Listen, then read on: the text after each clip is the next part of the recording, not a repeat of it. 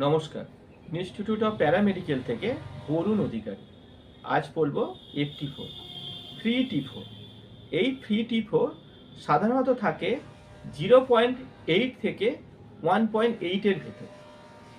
এই free T4 থেকে আমরা হাইপো অথবা হাইপার থাইরয়েড কিনা সেটা আমরা জানতে পারি। এটা সম্পূর্ণভাবে মুক্ত হরমোন থাকে, সেই কারণে আমাদের রিপোর্টটাও কিন্তু ঠিক নির্ভুল হয়।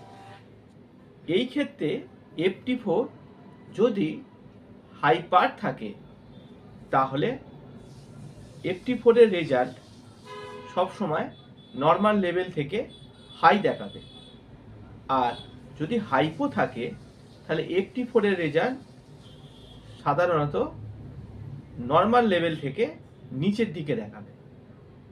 এই FT4 আমাদের নির্ভুল রিপোর্ট দিতে সাহায্য করে। নমস্কার।